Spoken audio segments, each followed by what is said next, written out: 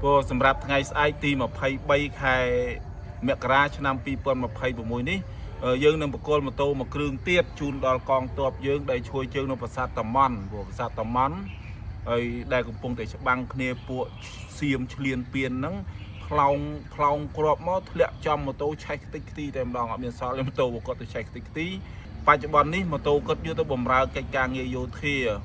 សម្រាប់ច្បាំងនៅព្រំដែនហ្នឹងត្រូវបានឆេះខ្ទេចបច្ចុប្បន្ននេះគឺអត់មានជីទេអត់មានជីទេម្ល៉េះហើយសាលាឃុំគាស្រុកមោងឫស្សី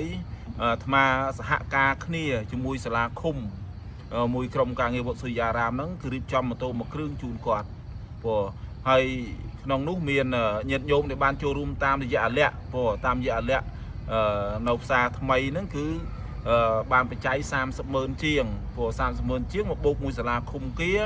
1.70បូកនឹងញាតិញោមរបស់អាត្មាដែលចូលរួមទៀតគឺត្រូវជាវម៉ូតូមួយគ្រឿងនេះជូនទាហានយើងដែលត្រូវបានរងគ្រោះដោយសៀមឆ្លៀនពៀនផ្លោងខ្ទេចម៉ូតូព្រោះខ្ទេចម៉ូតូឆេះអស់ហើយម៉ូតូនេះកាតគ្រីនេះបាត់ដំបង1 AB 9378ផ្លាកលេខព្រោះបាត់ដំបង1 AB 9378នេះកាតគ្រីម៉ូតូយើងបកគលជូនគាត់នៅថ្ងៃស្អែកជាមួយនឹងកាតគ្រីមួយស្លឹកនេះមានពុនមានផ្លាកលេខហើយស្រេចខ្ញុំណាច្រើនព្រោះថាគាត់ព្យាបាលនៅមន្ទីរពេទ្យដោយផ្សែងពុលព្រោះផ្សែងពុលក្នុងស៊ូតក្នុងថ្លើមព្រោះអញ្ចឹងថ្ងៃនេះគាត់ចេញពីមន្ទីរពេទ្យមកចឹងថ្ងៃនេះចេញពីពេទ្យមកយើងរៀបចំជូនគាត់នៅថ្ងៃស្អែកពេលព្រឹកម៉ោង8ជូនដល់ទាហានយើងហើយទាហានយើងនេះគឺគាត់ឈួយជើងនៅប្រាសាទតាម៉ន់ប៉ុន្តែ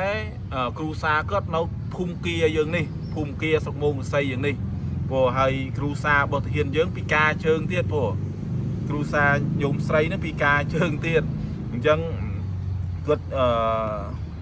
ឈួរច្បាំងត្រូវខ្ទេចម៉ូតូផងអស់ឆេះអស់ខ្ទេចផងអត់មានម៉ូតូនឹងធ្វើដំណើរចរាចរណ៍ត្រឡប់ទៅបន្ទាយវិញផងឯផងហើយទី2ភរិយារបស់គាត់ហ្នឹងគ្រូសារបស់ទាហានយើងពិការជើងទៀតព្រោះពិការជើងទៀតនៅភូមិគាយើងនេះឯងចិត្តវត្តសុរិយានេះឯងចឹងអរគុណណាស់ញោមណាអរគុណញាតិញោមទាំងអស់ជាពិសេសលោកមេឃុំគាក្រុមការងារសហការសាលាឃុំទាំងអស់ដែលបានចូលរួមគ្នាដែលបានឯកភាពគ្នារួមគ្នាអាត្មាអបជាមួយគ្នាដើម្បីបានជាវម៉ូតូនេះជូនពួកគាត់នៅថ្ងៃស្អែកព្រោះអរគុណច្រើនញោមច្រើនពួរសុខសប្បាយជូនពួរប្រកេនពួរសុខសប្បាយទាំងអស់គ្នាដែលបានចូលរួមបរិច្ចាគក្នុងការជាវម៉ូតូជូនពួកគាត់នៅថ្ងៃស្អែកពួកអរគុណច្រើន